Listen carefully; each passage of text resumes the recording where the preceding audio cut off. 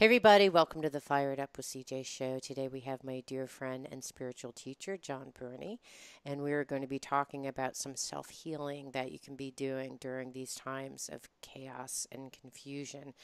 And today we're going to be talking about the fear of the unknown and the anxiety and vulnerability that you may be having and how you can start dealing with those feelings and developing some inner skills on managing that fear. So, welcome, Jon. I thought Thank you could you. give us some ideas on what we can do with the fear of the unknown and our sense of loss of control. Yes.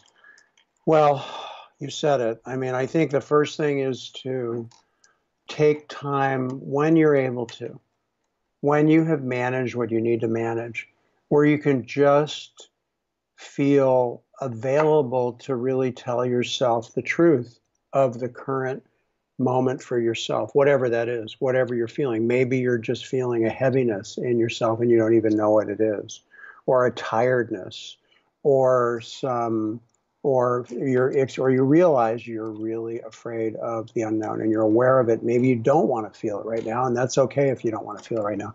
Maybe you can't give that attention right because you have to take care of what you need to take care of. And that's important to do.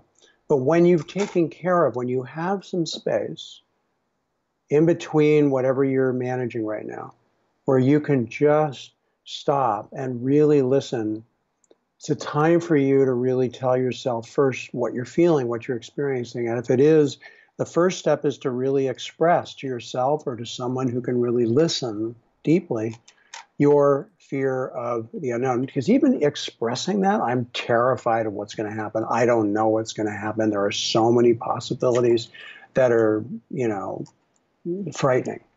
That you say that just so that it doesn't stay stuck in your lungs. Because interesting enough, that this condition, which is often affecting people's lungs, is very much connected to our heart energy. The heart and lung energy are totally connected. So it's even more important that we're in touch with our feelings and to get them out to help our and our breath. Our breath is a very important part of emotional health and well-being and energetic health in the body. So you might just open your mouth, take a full deep breath and release like that, just to let go of some of this buildup of this anxiety that you might be feeling, just to help your body. Or maybe you do some movement with breathing that might help. That's conscious movement with breathing. So you can express just your fears, not as a story that's like a mental space, but more that you express in a way that energetically moves the intensity of what you're feeling. So Hmm. that's the first place to start, is just checking in with yourself. Number one, how am I doing? Check in with yourself. Check the internal weather report. Do it regularly. Do it more regularly. How am I doing? However you're doing, you check in with yourself, and then do some clearing like that, or do some expression, do some clearing. So that's really the place to start, to begin. Those are ways to begin to allow those natural um, internal emotional movements to start to release. Now, some people have more experience with this than others. Some people may find it very difficult to get in touch with what they're feeling, and maybe more in just a kind of, I don't know, coping space where maybe they feel fine. you know, you know. It's like they're wondering why everybody's worried. They're not worried. No, that's you tuning into my energy, Jon. Yeah, they're out in the park bicycling and having a grand old time. It's like they're throwing their frisbee at the beach. I don't know. It's like, um, I think there's going to be a wide range of how we find ourselves in relationship to how this is unfolding. For each individual is going to be unique. Hmm. All right, so So I'm going to. again, this I'll, goes. can I share with you a couple of the things that Yeah. I've actually talked to, and you've talked to clients too. So I'm just going to give the various forms of expression of this fear of the unknown Mhm. personally, and then through talking to my friends. Maybe you have some stories to share with clients. But for me, the fear of the unknown has come in the form of, how long is this going to last? I don't know. Is this going to be life as I know it from now on? I don't know, maybe. Um, do I have the coronavirus? Because this Monday through Wednesday, I was sleeping continuously, had a fever, stomach, like all the different things that they're now saying are part of the coronavirus. I think because I don't know. Because when I read one report, they say these are the symptoms. When I talked to two doctors from the same hospital saying, "Do I have it?" and can I go out? Like, can I go out for a walk? Because I'm one of those like people who like to be in the park, but I don't want to infect other people. So there's just, I don't know. I don't That's know. right. So That's there's right. all these kind of I don't knows, or I have people who are stranded in different places abroad or in the U.S. Hmm. When will they be able to come home? Hmm. Don't know. Will they be able to get in a plane? Don't know. Are all planes going to be shut down? Don't know.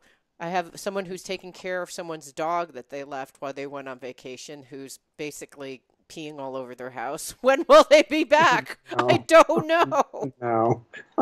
Shoot. You know, Yeah. should my son get his, rental, all these kinds of things. So this is kind of the form that it's been taking myself and I Mhm. don't know if you have any other stories to kind of add to the kinds of things that are percolating in people's minds, but it's a sense of I have no control. I don't know how to plan for Well, I think anything. a lot of people are dealing with just financial worries, quite frankly, Hmm. that they may have lost their job because they're in a job which has been shut down right now. Yeah. And so, how are they going to pay rent? How are they going to survive? I think a lot of people are being faced with real survival challenges right now. How are they going to get food? Depending on where they are, if they're older or whatever, and they can't get out, how are they going to get food delivered to them, and how are they going to afford it? There are so many possibilities and problems. It's this the domino effect of this is endless, and we don't know how even supply chains, for instance, in terms of what we're used to getting, what we need, even our medicines that we may need. What if those supply chains get cut off? It's very anxiety producing. So really, it comes back to the only thing you can do really is be right where you are right now. That the greatest teaching of this on a deepest level is that this is always where we always are.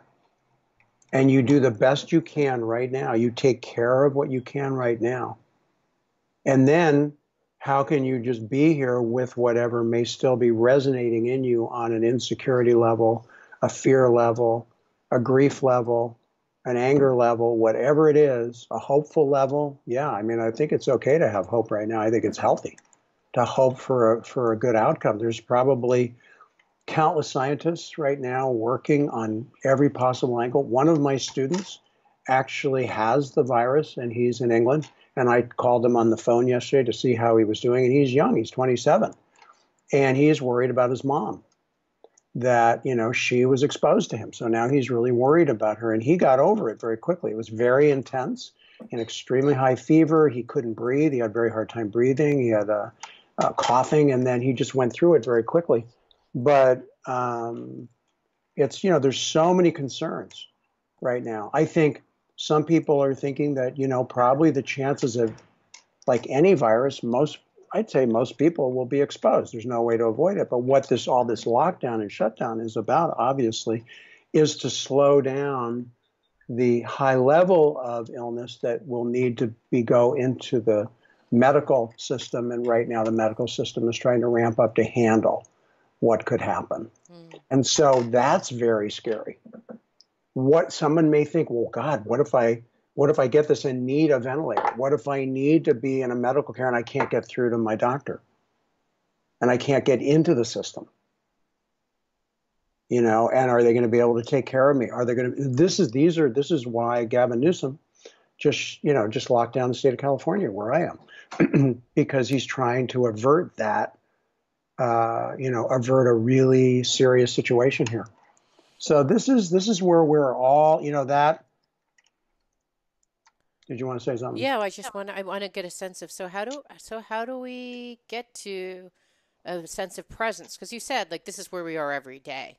That's right. Well, So this is so what I'm doing right now in a way is I'm expressing some of the possibility that we don't know. This is a very real possibility that as far as everyone I talk to, everyone is cognizant of this. Anybody who's relatively in touch is cognizant of this. And so it may not be in our foreground, Hopefully not, mostly, because you don't want to have that weighing on you, but it comes up. So I'm just expressing it.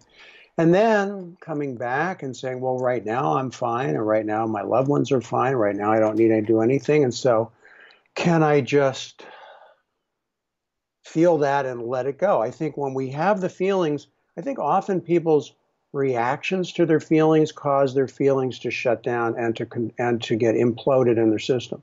So this is an opportunity to maybe learn a new possibility of where you notice them and then allow them to move rather than to try to avoid them or try to distract yourself from them or try to fix them or figure out, but rather let them move through you. Be uncomfortable. Be afraid. Allow yourself to have the fear and express it so that it can actually come out of your body. Because these emotions are actually energies of flow. They're not meant to be states that we get stuck in. This is what most people are afraid of with difficult emotion, is that they're going to get stuck in fear. They're going to get stuck in grief. They're going to not be able to function. If you resist it, yes, that's what's going to happen. So most people haven't learned how to facilitate. And one of the things in my work, and when we tune in very deeply, because there's an energetic kind of support that happens that actually creates a space, a much deeper space, which I'm sure we'll be talking about this week, much deeper space that actually gives the possibility, much more the possibility of emotion to move. Often when people sit with me, they'll start crying and the emotions will start moving. They go, God, I haven't been able to do this myself at all. But when I sit with you, it starts moving and happening. So there's something about a deeper level of attunement that allows the possibility of an energetic movement to happen, whereas otherwise it wouldn't.